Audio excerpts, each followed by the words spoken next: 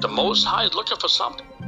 And he determines when he will return us back to our land according to Ezekiel 36 and 24 and on down. That's our deliverance right there. That's us returning to our land right there. So we have to seek the Most High and pray and to seek his face, and don't give up. Faith is something you're hoping for, the evidence that you don't see it. So this is what I'm doing. In terms of the signs of the end, things of that nature, well, those signs, all those start to happen on a large scale when those seals, that's a verse 5, when those seals get loose, you start to see more and more of those signs as those seals get released. But I believe that when they start already. Well, you can look at those signs and match them up and current events. You can do that and say this match this, that this match that. Yeah, there's suffering that's happening now. I agree, but if you want to match those things up, you can do all that. But I'm responsible to make sure that I'm seeking the Most High face, turning from my wicked ways, and praying more than one time, more than twice, more than 3 times a day. This is the course. The Most High said, do this, and this is what I'm doing until we hear from heaven and to where he can return us back to our land. This is the course. We can't do nothing else. I mean, we have no power to go, set up shop in a whole different land. We can't do all that. We need the Most High to be with us, to sustain us and to protect us. We just don't have the means. We don't have the means to do all this by ourselves. So we have to wait for the Most High, wait for the God of Israel, so he can, do what he did before, which is to deliver us out of captivity, out of the land of our captivity. Many would say, well, we're not in captivity. Well, there is a captivity over the mind of the people, the media. But when is he supposed to do that? Like, according to the scriptures, like, when is he supposed to do that? How is he going to come? Like, is he going to be born again and do this? How does he come back and do this? I believe it would happen. It would be someone from Israel. Okay, Israel. It will be an ethnic Israelite who will bring the kingdom. Okay, so he will raise up amongst us, and the Most High will be with him. And I believe that's who would be the kinsman redeemer. But you remember Christ said he's going to come back with the clouds in the same like manner that he left, right? And when he does that, that's when he's supposed to bring the kingdom unto his elect. Right. Well, Revelation chapter 2, verse 44, it speaks about in the days of these kings, for the God of heaven shall set up a kingdom. So the Gentile powers will still be exercising their rule when the God of heaven sets up a kingdom. And we understand that when Jacob and Esau came out, they came out connected. Jacob had the heel of Esau. So the transitioning of power will be connected. So Esau will still be ruling as far as the Gentile nations. But Jacob's kingdom will be already beginning to be established. So the point that you made against Christ, as far as when Christ comes back, like the Lord himself shall descend from heaven. He comes back after all those seals are loosed. I don't believe those seals are loose right now. Okay, if you believe those seals, read Matthew 24, Matthew the 24th chapter. All right, let's get to it. And we can start at verse 29 down to like 34. Matthew 24.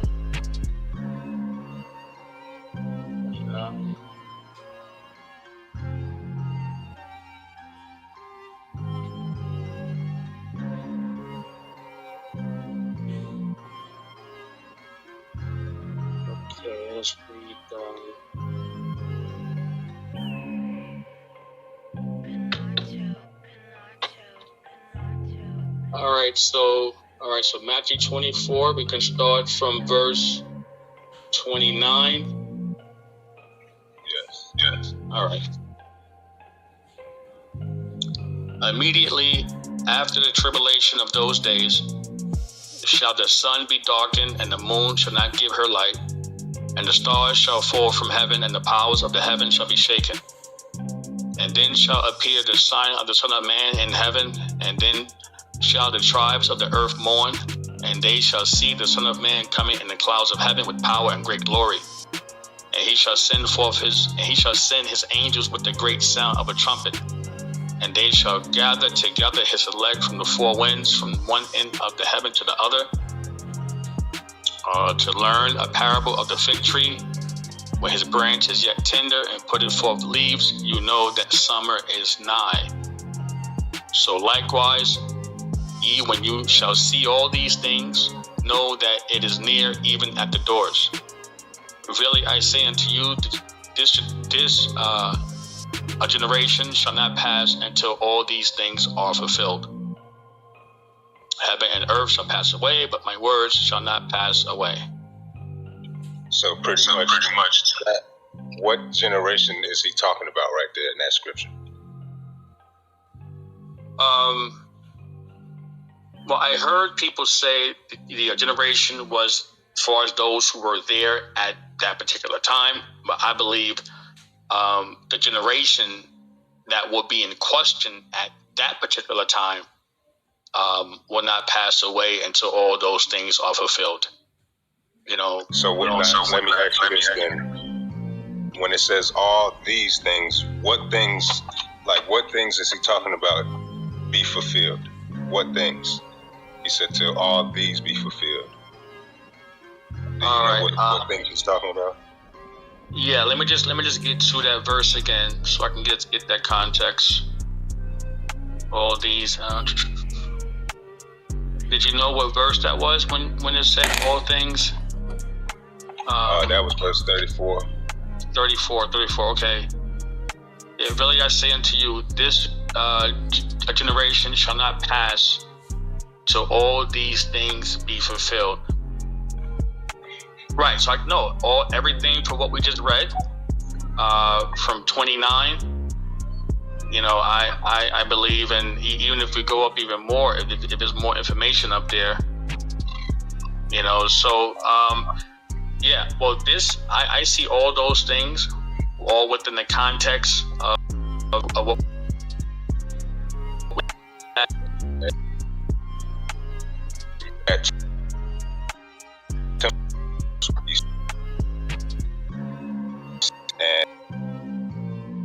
and I believe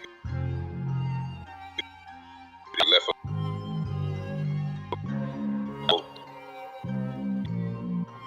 to keep on reading on down to where we get to the tribulation time and all that and everything we just read. And then verse 34, he says, he's talking to, verily our generation shall not pass till all these be fulfilled. And in that, he told them that temple will be destroyed, and the sun and the moon go in dark tribulation. And he said, the Son of the Man will come with his angels to gather the elect. And he said, all of that generation will not pass until all of that is fulfilled. So now, my next question is, did that happen, or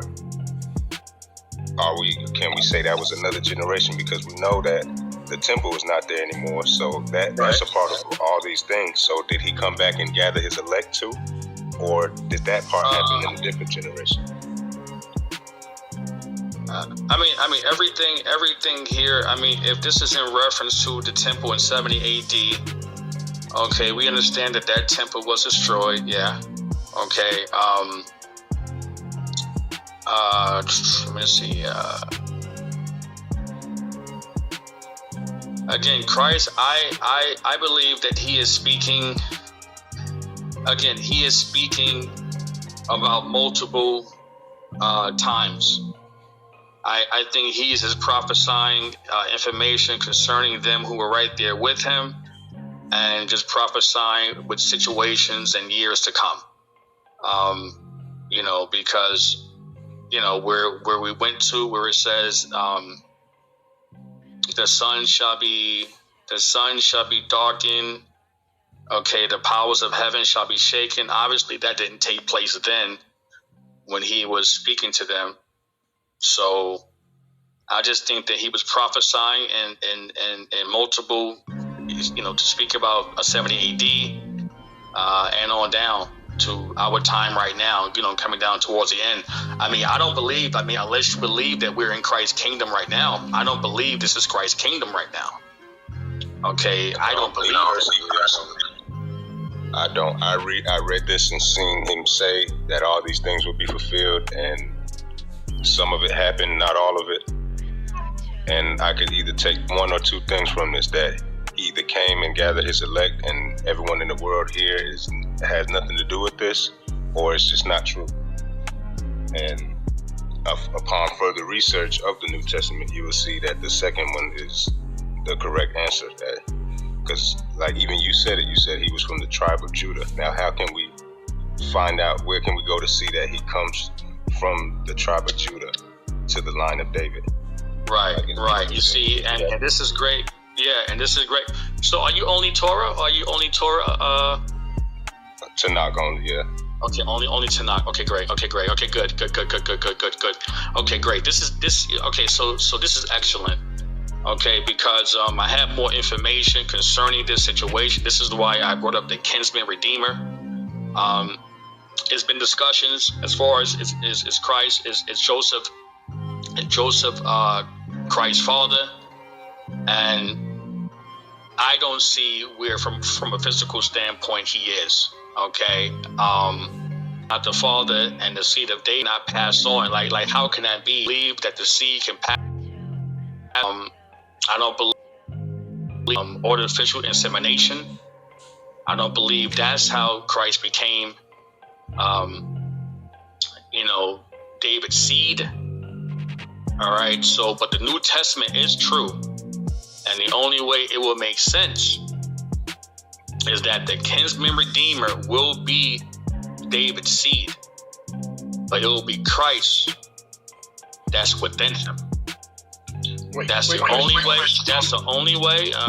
This is New Testament talk now. Hold on. This is New Testament talk. No problem. This is the only way. Right. I just had a question. Sorry, go ahead. So after you done, I didn't mean to cut you off, but when you're done, that particular thing I had a question on. But go ahead. I want you to finish your thought. No. I can keep my thought. So, what was that question? Okay, good. So you said that if Christ, you said somebody from a redeemer of David is going to come. Now, if Jesus was supposed to be from that line of David and he didn't have no kin, like technically then the line would have died with him besides Joseph, and we don't hear much about Joseph afterwards. So if he's of that line of David, he didn't have no children to keep the line going and produce, then who would that be? Or is he gonna? Are you saying there's a resurrection that's going to happen? No, I believe if you're saying that Christ didn't have no brothers, Christ can have a brother. The same way how Christ was born, we could be born the same way once the Holy Spirit comes to us and we are born again. This is New Testament talk. This is how we can become his brother for those who do his will. And so once we get conformed into his image, now we are the brother from a spiritual standpoint of Christ. But from a physical standpoint, we can still be from an ethnic line and seed of David. So this is the only way this makes sense to me, because I hear the side of only Torah, because yes, it had to be David's seed, and David is mentioned in multiple places in the Old Testament that he shall be the shepherd. He shall come in maybe 3, 4 to 5, 6 places in the Old Testament. But yet we have in the New Testament Christ saying who he is for what he did.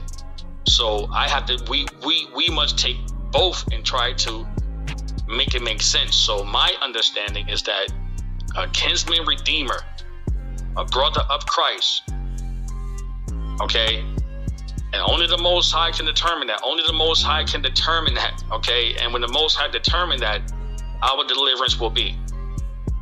So, but from a physical standpoint, it will be the seed of David from the line of Judah. So if Christ get the kingdom, if we say Jesus is David or David is Jesus, that can be said, because the same way how Christ said, if you see me, you see the Father. That's what Christ said. And it's all about spirit. It's all about being one. So if it's King David, whoever this kinsman redeemer will be, from the seed of David, if Christ is dwelling within him, if you've seen King David, you see Christ. Either other way, any other way we look at this, we're going to be only Torah and reject the New Testament.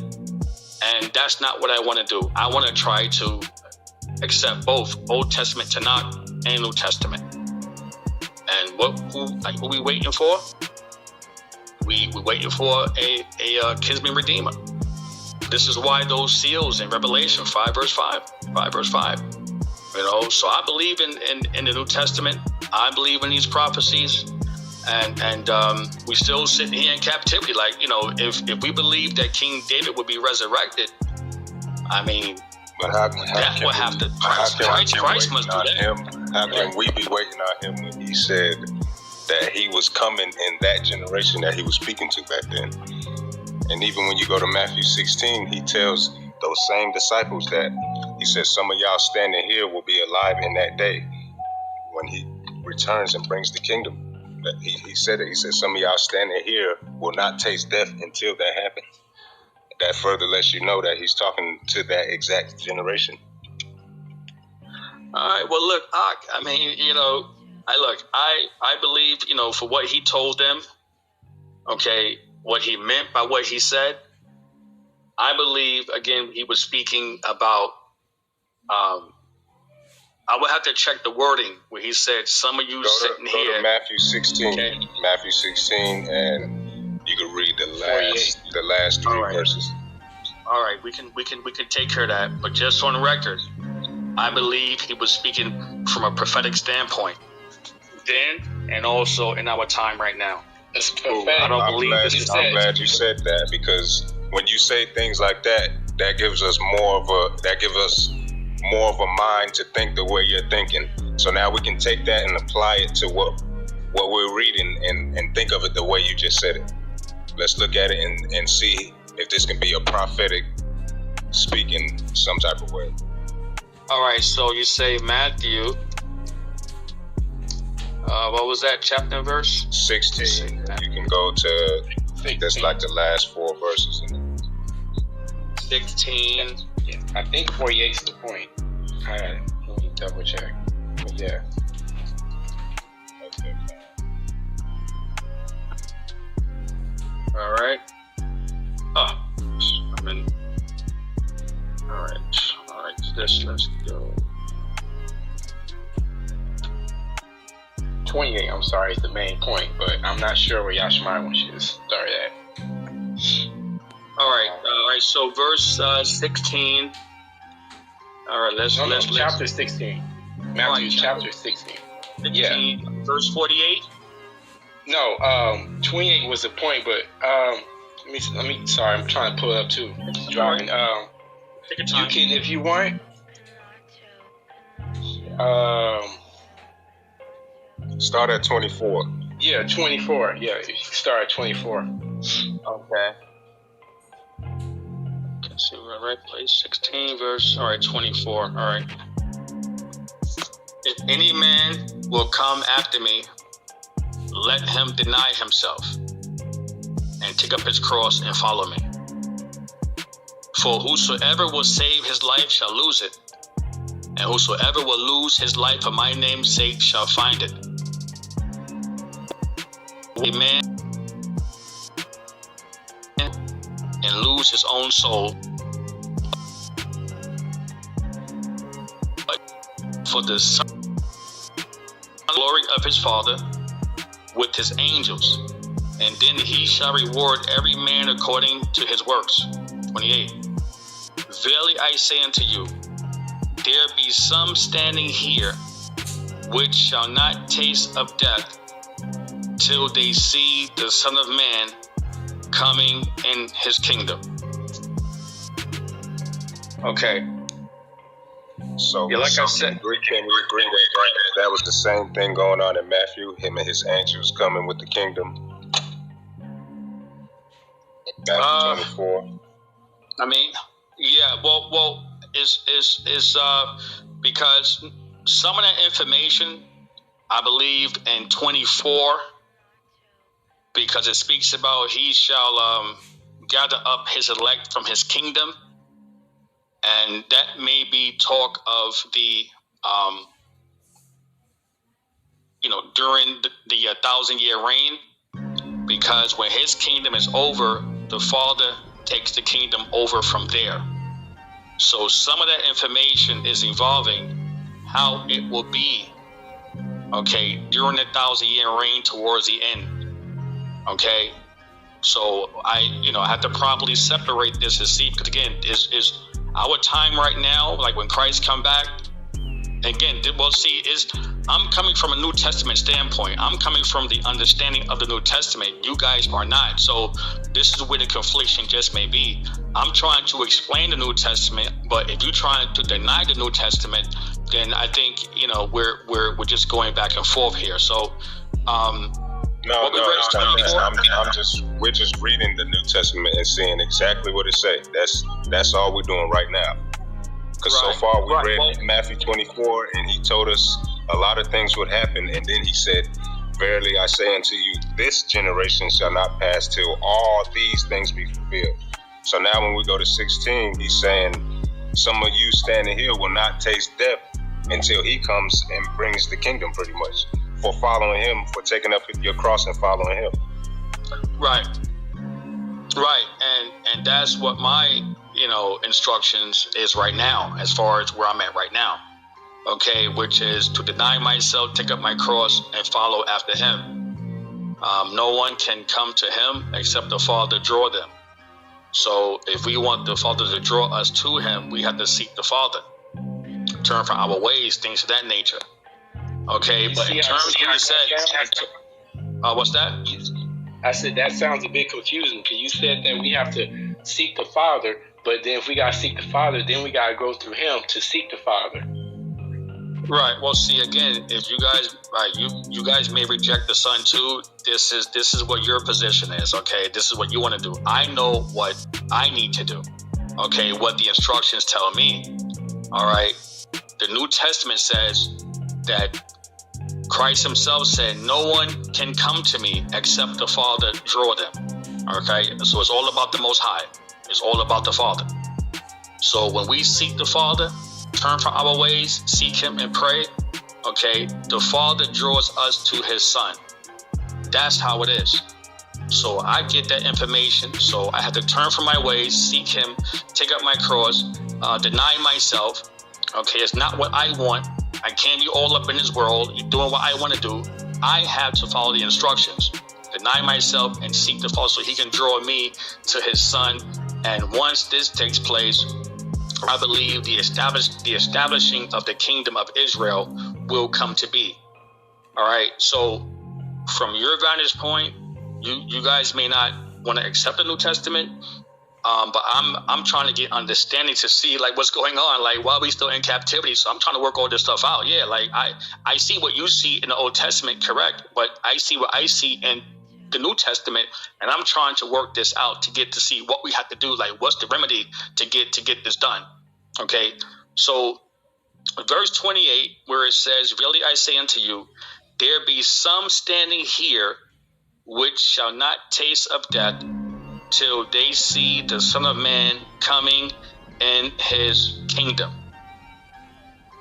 Okay, so how does that make sense? We have to look into it. Okay. All right. I wanna go to a different version of verse 28 and see if we can get a different rephrase of this particular verse. Let me just see here. All right. So this is Matthew, all right, 16 and 28. Okay. Let's get the Bible Hub. Matthew 16, 28. 28. All right, let's see what we got here. Bible Hub. Give us different translation, different. Let's see. Whichever translation. Okay. I'm gonna just see if it's Matthew 2:16.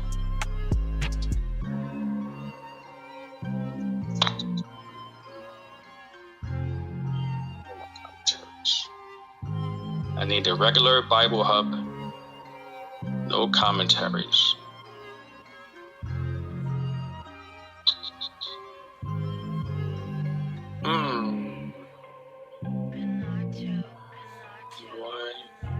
Okay. All right. Let's try this. Okay. So the NIV, truly I tell you, some are standing here will not taste of death before they see the Son of Man coming in His kingdom. Truly I say unto you, there are some standing here who will not taste death till they see the Son of Man coming in His kingdom. Truly I say unto you, there be some standing here. There are some of those, some standing here. There are some standing here who will taste of death.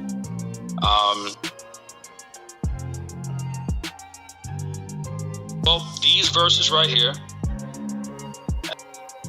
I can more look into the Amplified where I'm able to get that. I don't see that here now.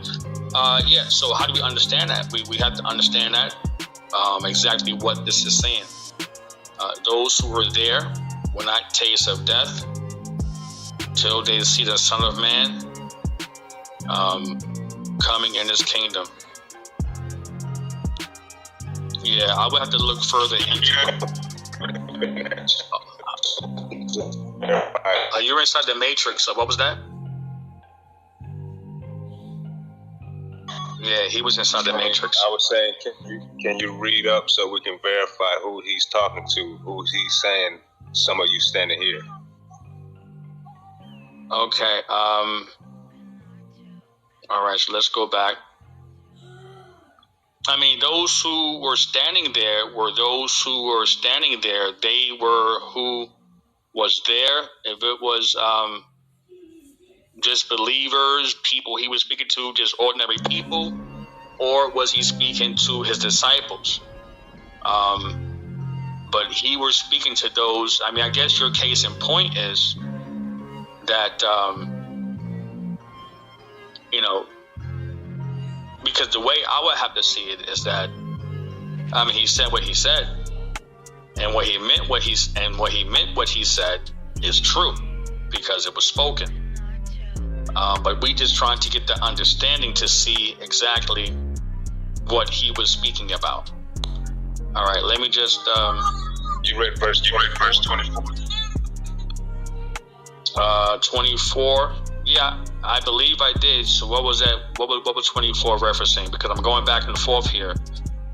You could just speak openly if you know what it says specifically. 16. It tells you that he's speaking to His disciples. Right. Okay. So he's talking to His disciples. All right. And so He's saying that some of them will not taste of death, right, until they see the Son of Man coming in His kingdom.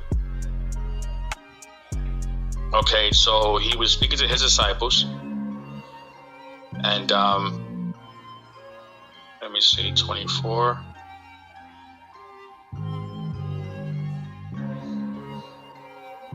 Yeah, we would have to get. I would have to look at that further to get understanding, to see what's going on here, because. Like, are you saying that after He said that, after He said that, in 24,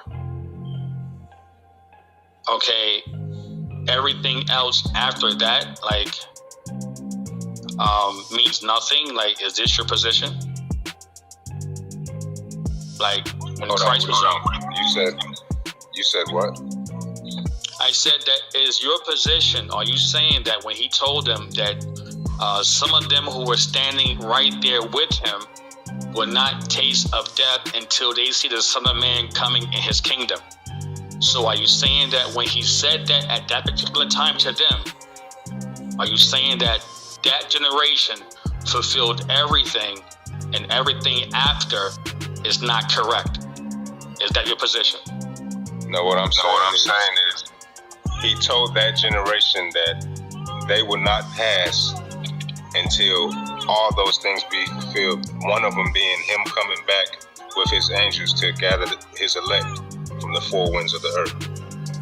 Well, and even in Matthew 16, he told those same disciples he was talking to in Matthew 24, he told them same ones to take up their cross and follow him because he has this reward, which is the kingdom.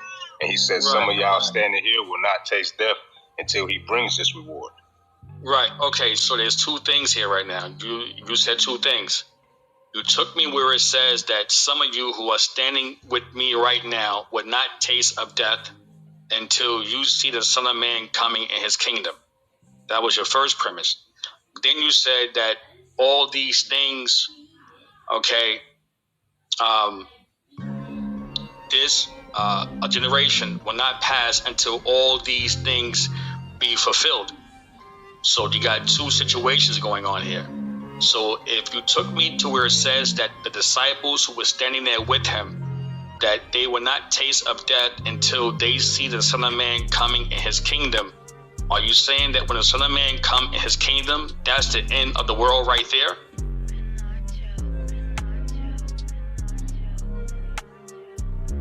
I'm saying according to the New Testament, when you read that happening in Revelation, which is supposed to be the end, this is when heaven and hell, hell is cast into the lake of fire and the new Jerusalem comes down. All of this is what that kingdom is supposed to be according to Revelation.